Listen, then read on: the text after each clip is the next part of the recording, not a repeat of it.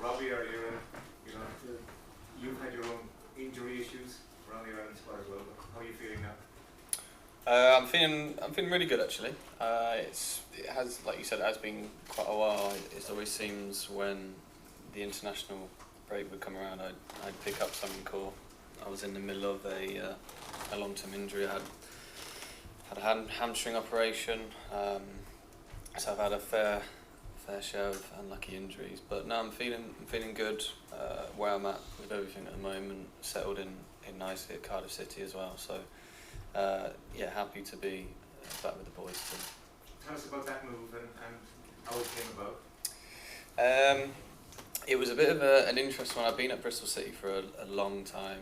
I think in football, I think I'd seen everyone come and go, other than a couple of young graduates really, and had a bit of interest from quite a few clubs. And it was Steve Morrison that convinced me with style of play, what he wanted to achieve, the likes of the players he was going to bring in, which did it for me really. And I got so much respect for obviously Bristol City, but I need a new challenge as well. And yeah, I was delighted to get it all sorted in a short space of time. From an Ireland point of view, you've been around quite a long time, and is it fair to say you haven't achieved your potential, no doubt because of the injuries in the main?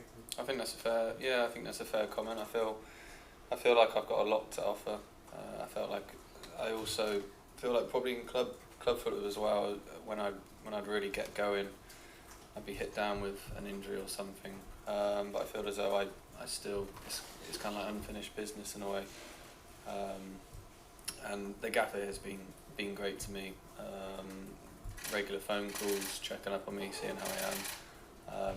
And I also want to repay him the loyalty he's had of me, as I did start quite a few of his early games too. So yeah, that's where I'm at. It's funny because a bit like with Robbie Brady, he was always name checking you when you weren't available or weren't in squads. So for you and Robbie, this is a new start for you, isn't it? Yeah, you could say so. I'm just delighted just to be back playing as well and back amongst the boys. If I'm being honest with you, grateful to still be around the setup and as well. But I still feel I have a lot to offer, and I feel as though I've had a good start to life at Cardiff too. Thank you. Gavin, please. Hi Callum, welcome back. Can you talk to us about the mental challenge of that run of injuries, because you just couldn't get any rhythm? Yeah, it was tough. I just felt like it was one after the other, like a knock-on effect. But I like to think I'm quite a positive person as well. So I had good people around me as well to help. I think that was probably the key thing. But like I said then, I'm positive, and I'd always try and look at the positives in it, whether I could strengthen other areas or kind of analyse my game and stuff. But yeah, I guess it also is part of the game, and it comes with it. Was there ever any fear on your part that you wouldn't make it back here into the international team? No, if I'm being honest, no, I didn't. I truly believe in my ability and what I can offer. So it was never really a doubt in my mind. And sorry, lastly for me, what can you offer on the pitch? Because you've seen the team evolve quite a bit when you've been away. Yeah, well, a lot of people in this room know I'm a powerful player. I think I play with quite a lot of intelligence as well. And I like to run beyond teams as well. I've been playing quite a few positions this season at Cardiff. So that shows that the versatility in my game too. So I'd say that's it. Callum, please. I know you mentioned Steve Morrison was a big part of going to Cardiff. He's obviously gone. You probably have a new manager when you get back. What's it like now for you? Is this window important to show a new manager what you can do, or are you now used to this? As I'm sure you've had many managers at Bristol City as well. Yeah, I wouldn't say it's probably showing him what I can do, but obviously disappointed. I felt we as players owed a lot to to Steve Morrison.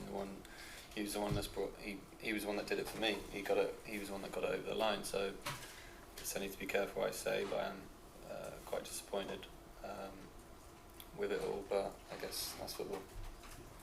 Just, I think you played every game early on for Stephen. Did he speak to you much over the last 2 years when you had those injury problems and were out? Yeah, no, I did. Yeah, regular contact, the odd phone call, and I guess that just shows what he's like, not just as a manager but as a human being too, which you don't normally see a lot from managers. I find. He has, obviously we've had private conversations, but I feel as though I do owe him a lot for showing that trust and loyalty in me. Ed Leahy, please. Callum, how you doing? So just, I suppose, just continuing with the theme that since you broke into the Ireland squad, every manager sort of has really always mentioned you as been, even when you're not there, that you're a player who is missing and can improve the team and impact on the team. So during the times when you're off injured and missing out in squads, does that sort of belief give you extra sort of, is that a comfort to you when you're back at your club that you know that Irish team is someone that still thinks with you? Yeah, you could say that, but it gives that added extra motivation with my rehab and stuff. But I fully back myself, and I think that's probably I don't want to be one of those guys where I retire and people say, it was injuries that tarnished his career, or he didn't fulfil his potential because of injuries. I feel as though, hopefully, touch wood, this is the season where I can kick on and truly just get back to being at my best, playing regular football. And just going back to the start of your Ireland career, where you almost burst into the squad for Euro 2016, does that give you a real drive going into next year's qualifying campaign? And something that you could almost feel before, and that's something to really look forward to? Yeah, I guess it was. I think even though that was such a long time ago, just the excitement of going to a major tournament, I could feel the buzz around the place, and those are the things you thrive on as well. So I think if we can get that back again, that's what dreams are made of, not just for us but everyone in this room as well, isn't it? It's massive, and to be a part of that. But yeah, I'm just really happy to be back amongst the boys and back in the setup, if I'm honest. Sean, please. Hi Callum, what have you made of the team's progression since your last international appearance almost 2 years ago? Almost 2 years ago, yeah, it has been. You reminded me there. A lot of progression, I'd say. Obviously, since the gaffer's come in, I feel as though he has put his stamp on it.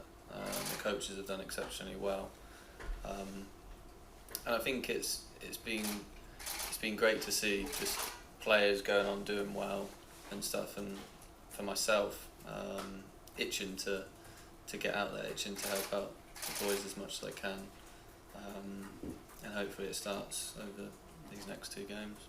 Is there anything in particular Stephen said he wants from you this window?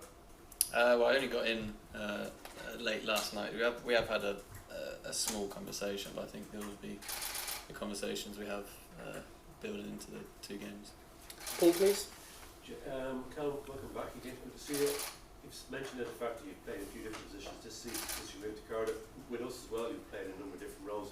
Now at 27, what role do you think you're best suited to? Is it more central or wider? It's a tough question. It's what I'm suited to. I'm not too sure. The one I enjoy the most is probably playing higher up, further forward. But I think especially in this Ireland team, whether it's kind of on the left side, I think that could be my strongest position. But yeah, it's an interesting one when I've been quite versatile, especially this season. I've operated left wing, right wing, left back, and left wing back. But further forward, going back to your question, I'd say is my preferred, but my strongest, I'm not sure. Just one little quick addendum. Did you get much grief crossing the centre from your former pads? Yeah, I did. Yeah, I got quite a few texts and stuff. But yeah, that's good. You're off social media? Yeah, a bit of social media. Yeah, some ex-players as well from Bristol City, but it's all part of it, isn't it? Last one from Dan. Callum, can I just ask you about your sister winning a medal at the Commonwealth Games? It must be sort of a proud moment for the family. Yeah, no, I was extremely proud. Yeah, it was lovely. I actually went to Birmingham to watch her at the Commonwealth, and she did fantastic. I always say she's the proper athlete in the family now, but and then she went on to do the Europeans as well, which she did really well in too. So yeah, delighted. Me and Jade are really close, and I'm happy for her because she's worked extremely hard to get into the position she is in now. Yeah, it's unusual, I suppose, for two siblings in different disciplines, but I mean, was she always sort of on that sort of progression, if you know what I mean? Yeah, well, it's probably one of those. My mum and dad are both saying, it's come from me, it's come from our side. But no, she has always. She did a bit of Irish dancing when she was younger, but I think she probably noticed that she could do all these multi events that they do in HEP and pentathlon, all these different events, and she is exceptionally good at all of them. And I noticed it because in lockdown she actually had to spend it with my sister because she was visiting, and she ended up I was going to say outstaying her welcome, but she definitely didn't. You haven't gotten to Sheriff of Ireland. No, she's going to see this now. But no, I spent lockdown with her, and even then, when we were allowed to then go out and do stuff, I could see how much of an athlete she was then, and she's done really well to achieve what she has the past year. No one ever on to her about the Sheriff of Ireland, is that a family chat? Yeah, one of those, isn't it?